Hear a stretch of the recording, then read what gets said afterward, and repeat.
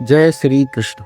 भक्तों, आज की भविष्य पुराण कथा में सूर्य की रथ यात्रा में विघ्न होने पर हमें क्या पाप लगते हैं, ग्रह शांति के लिए क्या करें, किस वस्तु से किस ग्रह की पूजा करनी चाहिए तथा तिल कहाँ से पैदा हुए, इसके बारे में चर्चा करेंगे। भगवान रुद्र ने कहा, ब्राह्मण आप पुनः रथ यात्रा का भ्रमण करें। ब्रह्मा जी ने कहा, रुद्र रथ को धीरे धीरे सब मार्ग पर चलाया जाए, जिससे रथ को धक्का आदि न लगने पाए।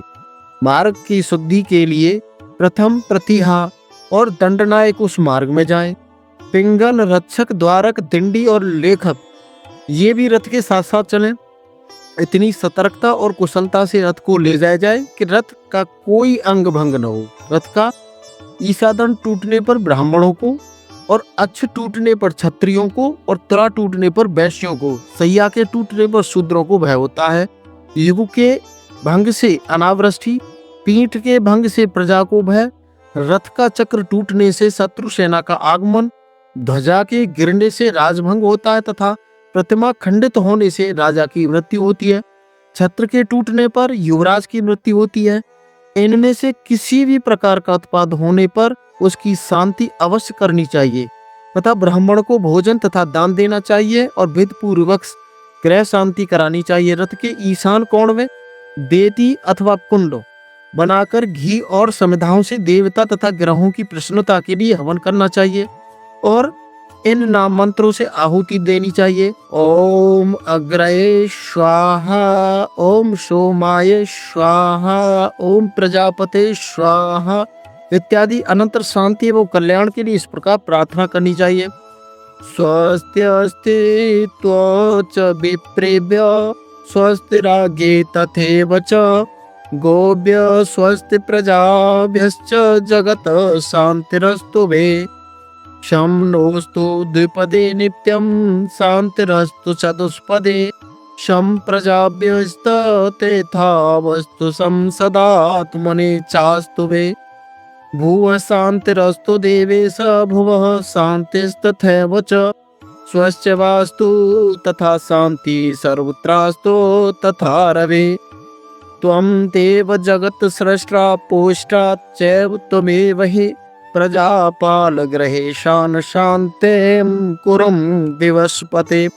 अपनी जन्म राशि से दुष्ट स्थान में स्थित ग्रहों की प्रसन्नता की तथा शांति के लिए ग्रह संविदाओं से हवन करना चाहिए। ये संविदाएं प्रादेश मात्र लंबी होनी चाहिए। सूर्य के लिए अर्क की, चंद्रमा के लिए पलाश की, मंगल के लिए खदिर की, बुध के लिए अपामार्ग की, बृहस्पति के लिए पीपल की, शुक्र के लिए गूलर की, शनि के लिए समी की, राहु के लिए दूर्वा की और केतु के लिए कुशा की संविदा ही हवन के लिए प्रयोग करनी चाहिए। उत्तम गौ, शंख, लाल बैल, सुवर्ण वस्त्र, युगल, श्वेत अश्व, काली गौ, लोह बात तथा छाग ये क्रमशः 9 ग्रहों की दक्षिणा है।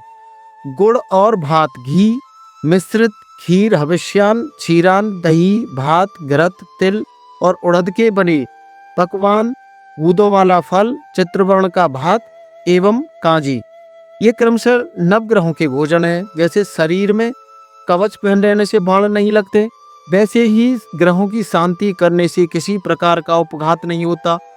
अहिंसक, जितेंद्रिय नियम में स्थित और न्याय से धनार्जन करने वाले पुरुषों पर ग्रहों का सदा अनुग्रह रहता है। यश, धन, संतान की प्राप्ति के लिए, अनावृष्टि होने पर आरोग्य प्राप्ति के लिए तथा सभी उपद्रवों की शांति के लिए ग्रहों की सदा पूजा करनी चाहिए। संतान से रहित, दुष्ट संतान वाली मृत वत्सा, मात्र कन्या संतान वाली स्त्री, संतान दोष की निवृत्ति के लिए, जिसका राज्य नष्ट हो गया हो वह राज्य के लिए, रोगी पुरुष रोग की शांति के लिए अवश्य ग्रहों की शांति करे। एवं मनीषियों ने कहा है, क्या कहा है, यथा बाण प्रहारणं दारणं कवचं स्मृतं तथा देवोपधातानां शान्तिर्भवते वारणम्। अहिंसकस्य दान्तस्य धर्मार्जितधनस्य च नित्यं च नियमस्थस्य सदा सानुग्रहा ग्रहा। ग्रहा पूज्या सदा रौद्र इच्छता विपुलं यशः श्री कामः शांति कामो वा ग्रह यज्ञं समाचरेत् भ्रष्टायो पुष्ट कामो वा तथैव विचरणं पुनः यानपत्या भवेत्रारी दुष्प्रजाश्रपीया भवेत् बाला यस्या प्रम्रियन्ते या च कन्या प्रजा भवेत् राज्यभ्रष्टो नृपो यस्तु दीर्घरोगी च यो भवेत् ग्रहयज्ञः स्मृतस्तेषां मानवानां मणिवेशः। ग्रहों की शांति ताम्र, स्फटिक, रक्त, चंदन, स्वर्ण, चांदी, लोहे और शीशे आदि की बनाकर अथवा इसके चित्र का निर्माण कराकर जिस ग्रह का जो वर्ण हो उसी रंग के वस्त्र एवं पुष्प उन्हें अर्पित करे। गूंगुल का धूप सभी को अर्पित करना चाहिए। नवग्रहों के अलग अलग मंत्रों से एक एक ग्रह के नाम से सनदा, घी, शहद और दही की 108 अथवा 28 आहुतियां दे तथा ब्राह्मणों को भोजन कराए, उन्हें यथाशक्ति दक्षिणा दे। जो ग्रह जिसके गोचर अथवा कुंडली में दुष्ट स्थान पर स्थित हो उसे उस ग्रह की यत्न पूर्वक पूजा करनी चाहिए। महादेव, मैंने इन ग्रहों को ऐसा वर दिया है कि लोगों द्वारा तुम सब पूजित होगे। राजाओं का उत्थान और पतन तथा मनुष्यों का उदय और संपत्तियों का नाश ग्रहों के अधीन है, इसलिए ग्रह शांति अवश्य करनी चाहिए। ग्रह, गाय, राजा, गुरुजन तथा ब्राह्मण पूजन करने वाले व्यक्ति को सब प्रकार का शुभ प्रदान करते हैं। इनका अपमान करने से मनुष्य को अनेक प्रकार के दुख मिलते हैं। यज्ञ करने वाले, सत्यवादी, जप, होम, उपवास आदि में तत्पर धर्मात्मा पुरुषों की सभी बाधाएं शांत हो जाती हैं। इससे इन्हें ये श्लोक जरूर रोजाना याद रखना चाहिए। ग्रहाम गावो नरेंद्राश्च गुरुवो ब्राह्मणास्तथा पूजिता पूजयन्ते ते निर्दयन्त्य पामानिता यजमानां सत्यवाक्यानां तथा नित्योपवासिनां जप होम पराणां च सर्वः दुष्टं प्रशाम्यति। इसी प्रकार से शांति कर रथ को पुनः चलाना चाहिए और शेष मार्गों में घुमाकर अपने स्थानों में पहुंच जाने पर रथ स्थित देवताओं की पूजा करनी चाहिए। उत्पात होने पर ग्रहों की शांति के समान ही रथ में स्थित सभी देवताओं की भी पूजा करनी चाहिए। ऐसा करने से सभी तरह के उत्पादों की सब प्रकार से शांति होती है।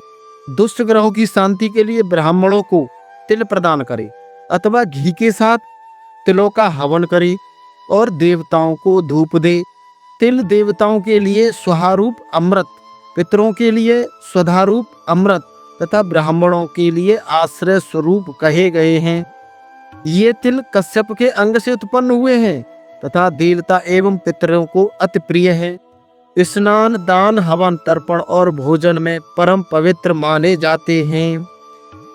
देवानामृतम होते पितॄणां हे स्वधामृतम शरणं ब्राह्मणं च सदा होतानि विदुर्बुधा कश्यपस्यंगजा होते पवित्राश्च तथा हर स्नाने दाने तथा होमे तर्पणे राशिने परः। इस प्रकार ग्रह और देवताओं का पूजन कर भगवान शिव की प्रतिमा को रथ से उतारकर मंडल में स्थापित करे। फिर विघ्न होने पर शांति के लिए दीप, जल, जौ, अक्षत, कपास के बीज, नमक तथा धान की भूसी से आरती कर पत्नियों सहित सूर्य नारायण की वेदी के ऊपर स्थापित करे। वहां 10 दिन तक उनकी विधि पूर्वक पूजा करे। 10 दिन तक होने वाली यह पूजा दशाहित का पूजा कहलाती है। इस प्रकार पूजन कर फिर भगवान सूर्य नारायण को पूर्व स्थान पर स्थापित करना चाहिए। अतः भक्तों, आज की भविष्य पुराण की कथा में आपने ग्रह शांति के लिए तथा तिल कहाँ से पैदा हुए के बारे में जानकारी प्राप्त की। और अगर भक्तों यह कथा आपको पसंद आए तो इसे लाइक और सब्सक्राइब जरूर करें और कमेंट में जय श्री सूर्यदेव जरूर लिखें। धन्यवाद।